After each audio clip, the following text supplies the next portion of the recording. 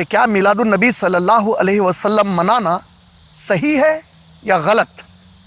جہاں تک اسلام کا تعلق ہے، اسلام کی شریعت میں، اسلام کے قانون کے مطابق، دین اسلام کے مطابق کسی بھی چیز کا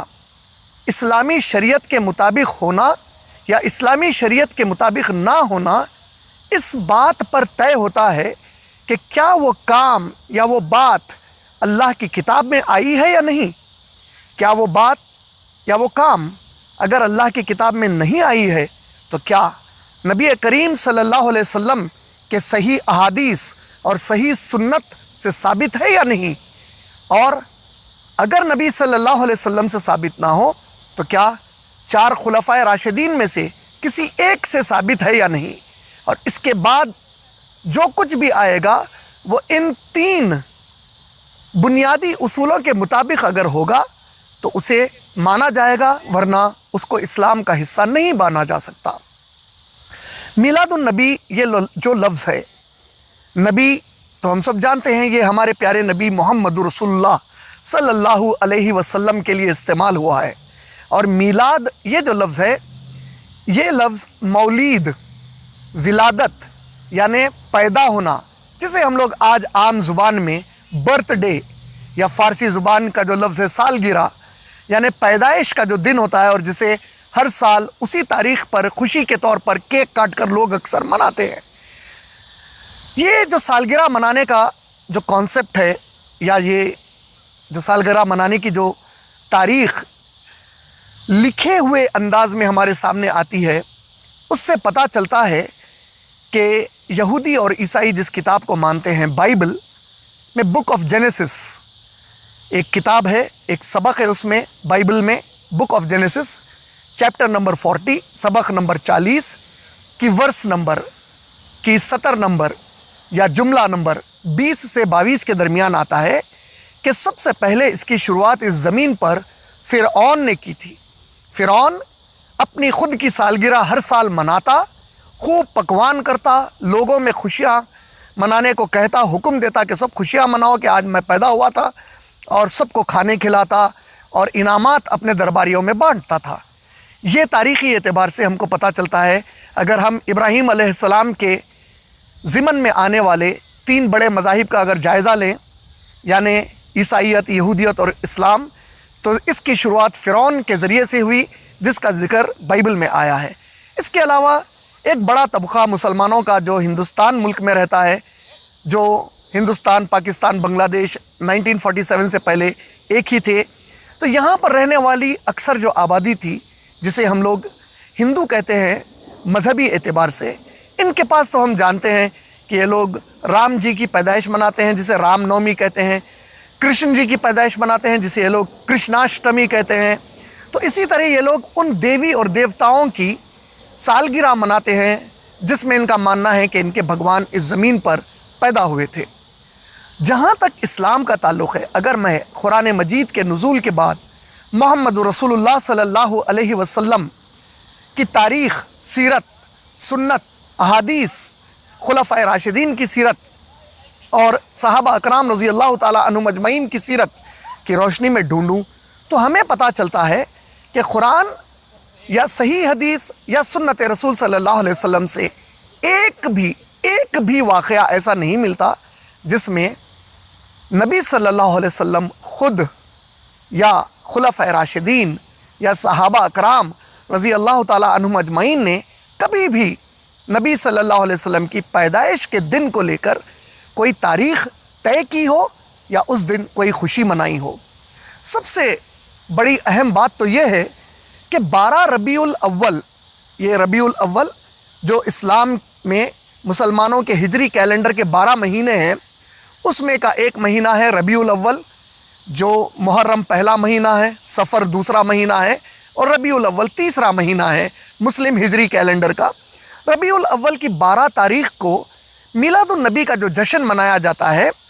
یہ جو جشن یا یہ خوشی منانا جسے کہتے ہیں، یہ کبھی بھی ہم کو نبی صلی اللہ علیہ وسلم کی سیرت سے نہیں ملتا۔ ہم کو خوشی منانا جو ہم کہتے ہیں مذہبی اعتبار سے، اس کو عربی زبان میں عید کہتے ہیں، اور ہم جانتے ہیں کہ ساری دنیا میں مسلمان 2 عید مذہبی اعتبار سے قرآن اور سیرت رسول صلی اللہ علیہ وسلم کی روشنی میں مناتے ہیں، جس میں مخصوص طور پر قرآن میں احکامات آئے ہیں، احادیث میں احکامات آئے ہیں۔ رسول اللہ صلی اللہ علیہ وسلم کی بے شمار حدیثوں سے پتہ چلتا ہے کہ فلاں دن عید الفطر ہے، عید الفطر اس طریقے سے منایا جائے، اور فلاں دن عید الاضحیٰ ہے اور عید الاضحیٰ اس طریقے سے منایا جائے، اس طرح خطبہ ہو، اس طرح 2 رکعت نفل نماز پڑھی جائے، لوگ جماعت سے جمع ہو، قربانی دیں۔ یعنی یہ تمام احکامات شریعہ خوشی منانے کے، جس کو عید کہا جاتا ہے اسلام میں، یہ ہم کو قرآن و حدیث کی روشنی میں ملتے ہیں۔ لیکن ایک بھی حدیث، ایک بھی آیت قرآن کی یہ نہیں بتاتی کہ میلاد النبی کی خوشی کیسے منائی جائے، اس دن خطبہ دیا جائے یا نہیں، کوئی نماز پڑھی جائے یا نہیں۔ کیوں نہیں ملتی؟ کیونکہ اس کا دین اسلام اور شریعت اسلام سے بالکل کوئی تعلق نہیں ہے۔ کیونکہ نبی صلی اللہ علیہ وسلم نے کبھی بھی اپنی ساری حیات میں ایک مرتبہ بھی آپ نے عید میلاد النبی نہیں منائی۔ آپ کے بعد خلفائے راشدین آئے، اہل بیت تھے، صحابہ اکرام رضی اللہ تعالیٰ عنہم اجمعین تھے، انہوں نے کبھی بھی آپ صلی اللہ علیہ وسلم کے بعد ایک مرتبہ بھی اس قسم کی کوئی خوشی منا کر اسے عید میلاد النبی صلی اللہ علیہ وسلم کا نام نہیں دیا۔ یہاں تک کہ اس کی جو تاریخ ہے کہ بھئی یہ پھر آئی کہاں سے، تو تعجب ہوگا آپ لوگوں کو، بہت تعجب ہوگا۔ اس کی شروعات کرنے والے ہیں اسماعیلی فاطمید شیعہ۔ یہ کس بلا کا نام ہے؟ اسماعیلی فاطمید شیعہ، جسے ہم عام طور پر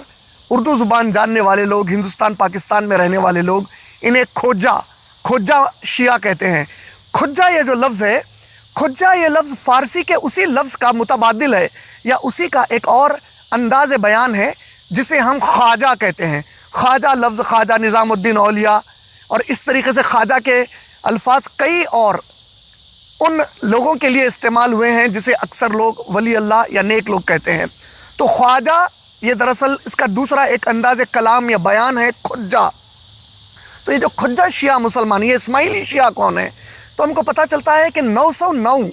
عیسوی سے لے کر 1171 عیسوی تک، 909 کرسچن ایرا سے 1171 کرسچن ایرا تک مصر، آج کے ایجپٹ میں ایک حکومت قائم ہوئی تھی، اور اس کو قائم کرنے والے تھے دا سیون ورس، یعنی وہ لوگ جو شیعہ کے 12 امام ہیں، جسے ہم اثنا عشری شیعہ کہتے ہیں، اور جو آج کی ایران کے حکومت میں قائم ہے، اور ایران کی اکثریت انہی کی ہے، اور ساری دنیا میں بھی جتنے شیعہ ہیں، اگر 100 شیعہ ہیں ساری دنیا میں، تو اس میں کہ تقریباً 95% شیعہ اثنا عشری جو 12 اماموں کو مانتے ہیں۔ لیکن اس کے بعد جو سب سے بڑا ان کے پاس کا فرقہ یا گروپ ہے، وہ ہے اسماعیلی شیعوں کا۔ تو یہ اسماعیلی شیعہ یہ نام کیسے پڑ گیا؟ تو پتہ چلا کہ امام جعفر صادق رحمۃ اللہ علیہ، جعفر صادق رحمۃ اللہ علیہ جو اہل بیت میں سے ہیں، حسین رضی اللہ تعالیٰ عنہ کی اولادوں میں سے ہیں، جعفر صادق رحمۃ اللہ علیہ جو چھٹے امام مانے جاتے ہیں شیعوں کے، ان کے بڑے بیٹے کا نام تھا اسماعیل بن جعفر،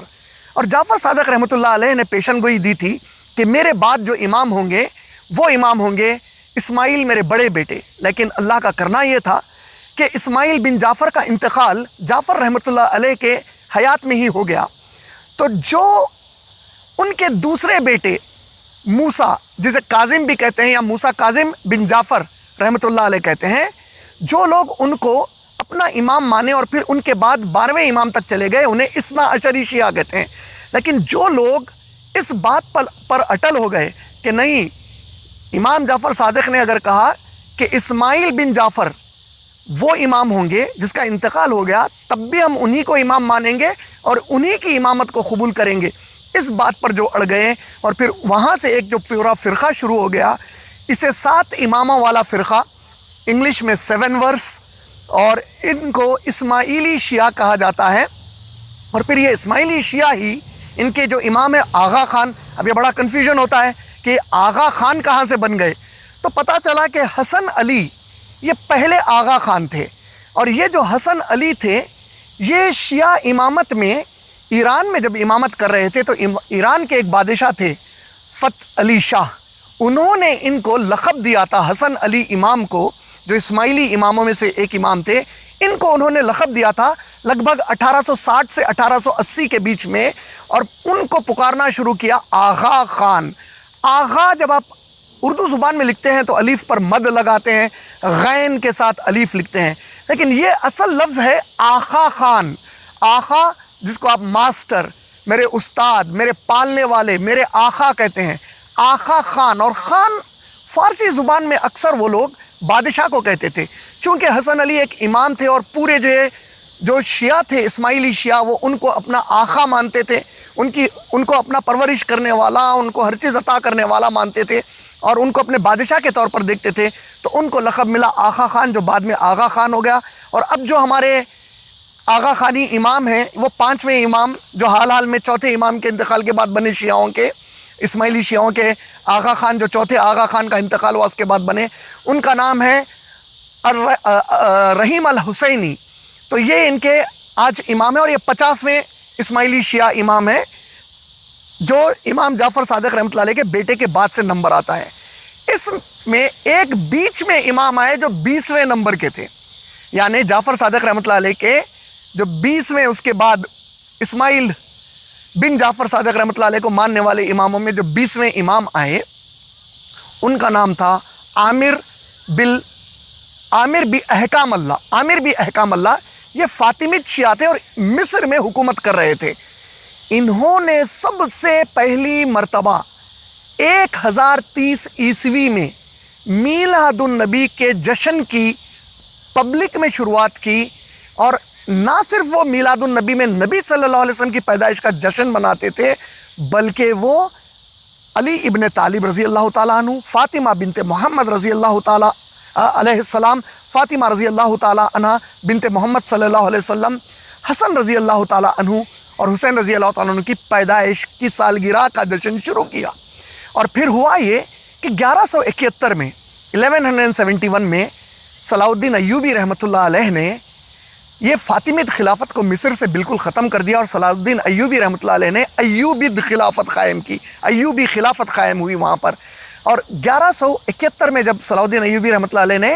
ایوبی خلافت قائم کی، اور 1193 میں ان کا انتقال ہو گیا۔ ان کے انتقال سے پہلے ان کا ایک سپہ سالار تھا جو عراق کے علاقے اربیل میں انہوں نے اس کو گورنر بنایا تھا، اور یہ جو سپہ سالار تھا اس کا نام تھا مظفر الدین۔ یہ جو مظفر الدین شخص تھا، جب صلاح الدین ایوبی رحمۃ اللہ علیہ کا 1193 میں انتقال ہو گیا، تو اس نے پہلی مرتبہ ان کے انتقال کے بعد 1207 میں سنی دنیا میں پہلی مرتبہ 12 ربیع الاول کی تاریخ کو جشن میلاد النبی کا اعلان کیا، اور پھر یہاں سے تاریخ شروع ہوتی ہے سنیوں کے اندر 12 ربیع الاول کو جشن میلاد النبی منانے کا۔ اور پتہ ہونا چاہیے آپ لوگوں کو کہ نبی صلی اللہ علیہ وسلم کی جو حدیث ہے صحیح مسلم کی، وہ صرف دن بتاتی ہے۔ اللہ کے نبی صلی اللہ علیہ وسلم کی ایک حدیث ہے صحیح مسلم میں 1162 1162 ABCD کا B، اس میں اللہ کے نبی صلی اللہ علیہ وسلم نے فرمایا، میں جس دن پیدا ہوا وہ پیر کا دن تھا، یعنی دوشنبے کا دن تھا، منڈے تھا میں جس دن پیدا ہوا، اور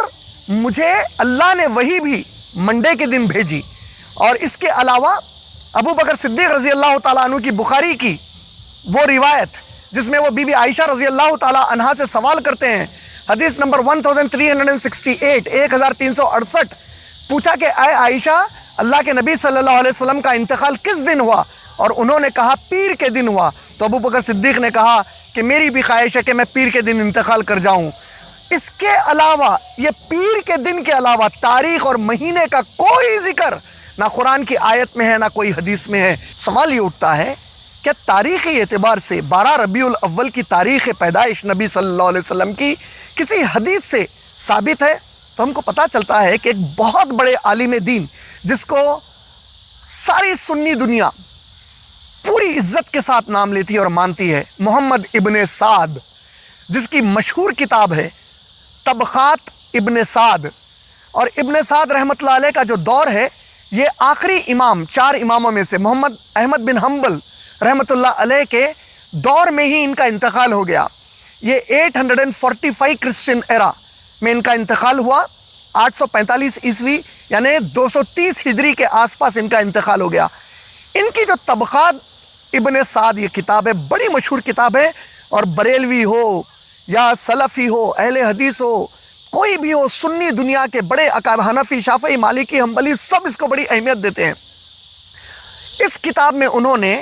کہا کہ جتنے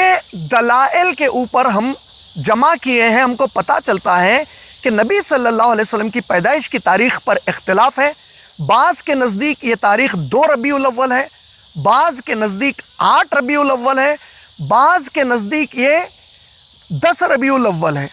اور تعجب کی بات یہ ہے کہ طبقات ابن سعد میں محمد ابن سعد رحمۃ اللہ علیہ نے 12 ربیع الاول پیدائش کی تاریخ کا کوئی ذکر ہی نہیں کیا ہے۔ پھر محمد ابن کثیر رحمۃ اللہ علیہ، جسے ہم تفسیر ابن کثیر جس کی ہے، اور وہ بھی سنی علماء میں بہت بڑی شخصیت ہے، ان کی تفسیر دنیا کی سب سے اہم تفسیر مانی جاتی ہے سنیوں کے بیچ میں۔ اور تفسیر ابن کثیر کے علاوہ انہوں نے ایک کتاب لکھی البدایہ والنہایہ۔ آپ جب ان کی اس کتاب کو پڑھیں گے تو ابن کثیر رحمۃ اللہ علیہ نے اپنی اس کتاب میں البدایہ والنہایہ میں فرمایا ہے کہ نبی صلی اللہ علیہ وسلم کی پیدائش کے بارے میں مجھے جو معلومات حاصل ہوئی ہیں اس میں اختلاف ہے، لیکن میں سمجھتا ہوں، ان کے مطابق انہوں نے کہا کہ اکثر لوگ 12 ربیع الاول کا ذکر کرتے ہیں۔ ابن حزم ایک اور بڑے سنی عالم دین گزرے، اور انہوں نے ابن حزم رحمۃ اللہ علیہ نے تاریخ جو نبی صلی اللہ علیہ وسلم کی پیدائش کی ہے اسے 22 ربیع الاول بتایا ہے، اور اہل تشیع شیعہ متفق طور پر جس تاریخ پر نبی صلی اللہ علیہ وسلم کی پیدائش کو مانتے ہیں وہ 17 ربیع الاول ہے اور 12 ربیع الاول نہیں ہے۔ یعنی اس جشن میلاد النبی کی شروعات اصل میں کی تھی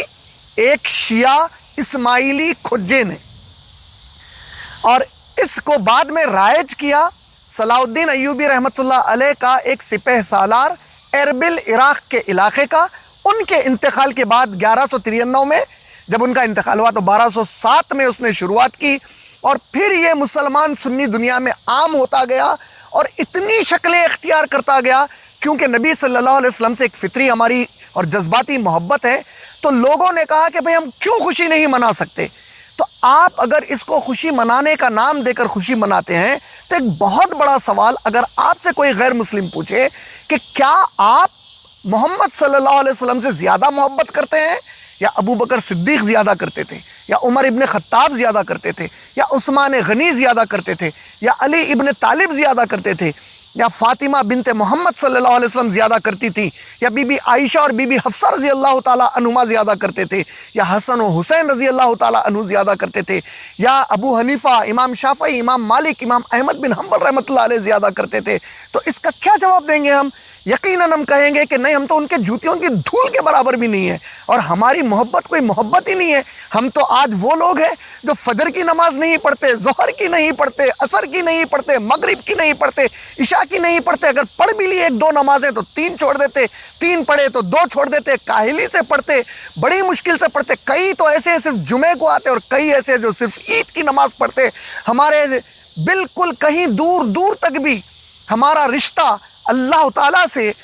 نمازوں سے جڑا ہوا ہی نہیں ہے، اور جبکہ اللہ کے نبی صلی اللہ علیہ وسلم انتقال کے وقت تک آخری بار نصیحت کر رہے ہیں الصلاۃ الصلاۃ الصلاۃ، یہاں تک کہ خود صلی اللہ علیہ وسلم اتنی تکلیف میں ہے اپنے بستر مرگ پر کہ 2 صحابہ کے کاندھوں پر ہاتھ رکھ کر اپنے پیروں کو گھسیٹتے ہوئے مسجد نبوی میں لا رہے ہیں تاکہ نماز ادا کر سکے۔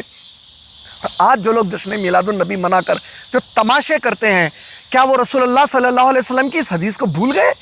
صحیح البخاری میں، جس میں اللہ کے نبی صلی اللہ علیہ وسلم نے کہا واللہ واللہ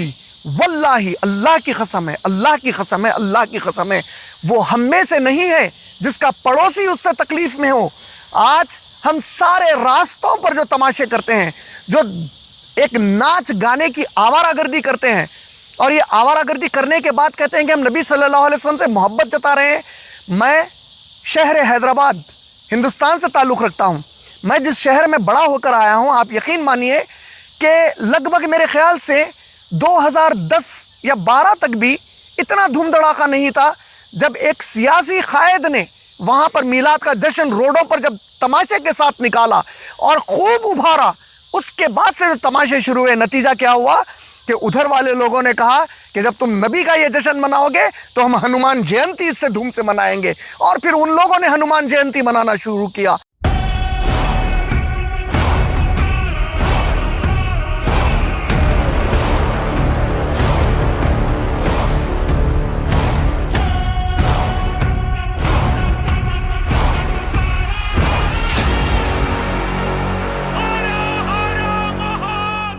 اور پھر اس میں کئی بار مسلمان ہندو کے جھگڑے شروع ہوئے، اور میں نے ایک جامع نظامیہ جو مدرسہ ہے حیدرآباد میں مشہور، 125 سال پرانا کہتے ہیں، 150 سال پرانا کہتے ہیں، اس کے مفتی صاحب کو سنا، جو وہاں کے غالباً چیئرمین ہے خلیل اللہ صاحب جس کا نام ہے، وہ کہہ رہے ہیں حضرت شیخ الاسلام بانی جامع نظامیہ نے یہاں پر اس کو نافذ کیا کہ مکہ مسجد میں اب بھی خطبہ عید میلاد ہوتا ہے، کیونکہ آپ نے فرمایا کہ عید کا ایک تقاضا خطبہ بھی ہے، تو وہ خطبہ عید میلاد وہیں سے شروع ہوا کہ ہم خطبہ بھی دیں گے، نماز بھی پڑھیں گے، کیونکہ آج سے 105 سال پہلے، 25 سال پہلے ہمارے اس مدرسے کے بانی جو تھے انہوں نے ایسا کیا۔ خلیل اللہ صاحب، یہی بات اللہ نے کہی ہے قرآن میں، سورہ مائدہ کی آیت نمبر 104 میں اللہ نے کہا، جب ان سے کہا جاتا ہے اے لوگوں جو ایمان لائے ہو، اللہ اور اس کے رسول کی طرف لوٹ کر آؤ، تو یہ کہتے ہیں ہم اپنے باپ دادا کو اس پر پائے ہیں۔ آپ تو وہی بات کر رہے ہیں، آپ تو پوری تفسیر میں پکے اتر گئے اس آیت کی۔ آپ کو ہم بتا رہے ہیں کہ اللہ کے نبی اور صحابہ کی طرف لوٹ کر آؤ، تو آپ اپنے باپ دادا پردادا سکڑ دادا کی بات کر کے بول رہے ہیں کہ انہوں کرے تھے ہم کرتے، انہوں شریعت ہے، انہوں نبی ہے۔ اگر ان کی بات شریعت بن جائے تو آپ میں اور قادیانیوں میں فرق کیا رہ گیا؟ جو قادیانی وہی جو ہے اپنے غلام احمد پر لا رہے ہیں، وہ کھل کے بول رہے ہیں کہ ہمارا ایک نبی، آپ بغیر بولے کے شریعت میں مداخلت کر رہے ہیں، وہ کام شریعت میں لانے کی بات کر رہے ہیں جو نہ نبی سے ثابت ہے، نہ صحابہ سے ثابت ہے، نہ خلفائے راشدین سے ثابت ہے، نہ 4 اماموں سے ثابت ہے، نہ شیخ عبدالقادر جیلانی رحمۃ اللہ علیہ سے ثابت ہے، کسی سے بھی ثابت نہیں ہے۔ یہ تمام دین میلاد النبی کے اس تماشے کی، اس دکھاوے کی، اس ڈھونگ کی، یہ پوری کی پوری جو غیر سنت عمل، غیر شرعی اعمال کی یہ جو پوری کی پوری دین ہے، یہ صوفیوں کی دین ہے۔ ایسے صوفی جو شیعہ تھے بعد میں سنی بن گئے، یہ لوگوں نے پوری بگاڑ لائی۔ کیوں آپ لوگ اللہ سے نہیں ڈرتے؟ کل قیامت کے میدان میں اگر اللہ تعالیٰ میلاد النبی کے جشن منانے والوں کو جمع کر کے پوچھے کہ تم لوگ یہ جشن مناتے تھے نبی کی خوشی میں، میرے صحابہ نہیں منائے، تو کیا جواب دینے والے ہیں؟ کہیں گے کہ صحابہ کے پاس محبت نہیں تھی اللہ کے نبی سے، اس لیے نہیں منائے۔ اگر یہ پوچھیں گے اللہ تعالیٰ تم لوگ تو نمازیں نہیں پڑھتے تھے، تم لوگ جشن میلاد النبی منائے، تو کیا جشن میلاد النبی اتنا افضل تھا کہ نمازوں سے بھی افضل تھا؟ اور ایک ڈھونگی بابا کو دیکھا جو پولیس کمشنر کے ساتھ حیدرآباد کے ٹھہر کر کہہ رہا ہے ہم بہت اچھے انتظامات کریں گے، کچھ نوجوان ہیں جو ایسا کرتے ہیں، مت کریے، ایسا مت کریے۔ ارے بابا، تمہارے گھر کا بچہ تمہاری نہیں سنتا، تم نوجوانوں کو وہ سنانے جا رہے ہیں، نوجوان کیا سنیں گا تمہاری؟ وہ تو آپے سے باہر ہو چکے ہیں۔ کیا کیا کرتے ہیں؟ ڈی جے پر ناچ، عورتوں کو نچا رہے، استغفر اللہ العظیم۔ کیا کیا نہیں ہو رہا میلاد النبی کے جشن کے نام پر؟ غیر مسلمانوں کے بیچ میں کیا تماشا لگائے ہوئے ہیں؟ ہاں، رمضان آئی، بقرعید آئی، احکامات ہیں، گھر سے کیسے نکلیں، غسل کب لیں، مسجد میں کب جائیں، عیدگاہ پہ کب جمع ہو جائیں، خطبہ پہلے ہوگا بعد میں ہوگا، کتنی رکعت ہوگا، تکبیریں کتنی ہوگی، یہ تمہارے باپ دادا کی جو ملکیت سمجھے اللہ کے دین کو۔ اس نے کہا میں نے کر دیا، اس نے کہا میں نے کر دیا، اور ابلیس بڑا ناخوش ہوتا ہے میلاد النبی کے جشن سے۔ ارے بے شرمو، چلو بھر پیشاب کے خطرے میں ڈوب کر مرو اس جملے پر۔ ارے ذلیل قسم کے لوگوں، تمہارے جملے کے بعد اگر کوئی غیر مسلم بولے کہ اگر ابلیس جو ہے ناخوش ہوتا ہے میلاد النبی کے جشن پہ اس لیے انہیں نہیں منایا، اگر وہ پلٹ کر پوچھے کہ تمہارے صحابہ اور خلفاء بھی نہیں منائے، تو اس کا جواب کیا دیں گے تم لوگ؟ تم کو شرم آنا چاہیے ان سب باتوں کے لیے کہ علماء سو یعنی جھوٹے، غیر علم رکھنے والے، غلط علم رکھنے والے جو علماء ہوں گے جو قوم کو گمراہ کریں گے، ان سے جہنم کی دوزخ کی شروعات ہونے والی ہے۔ یقیناً یہ مستحق ہے اس بات کے جنہوں نے دین میں اور امت میں اتنے بٹوارے کر دیے۔ اللہ کا خوف کھاؤ، وہ کام کیوں کرتے ہو جس پر اللہ اور اللہ کے نبی صلی اللہ علیہ وسلم، خلفائے راشدین، صحابہ سے کوئی دلیل نہیں ملتی، نہ 4 اماموں سے دلیل ملتی ہے۔ شرم کرو اور اس تماشے سے رک جاؤ. میلاد النبی کا شریعت سے کوئی تعلق نہیں ہے, اس کا کوئی حصہ نہیں ہے. بند کرو تمہارے اس تماشے کو تاکہ غیر مسلمانوں میں اسلام کی صحیح تعلیم جائے اور تمہارے بدنما صورت کی طرح بدنما تعلیم نہ جائے. السلام علیکم ورحمۃ اللہ وبرکاتہ.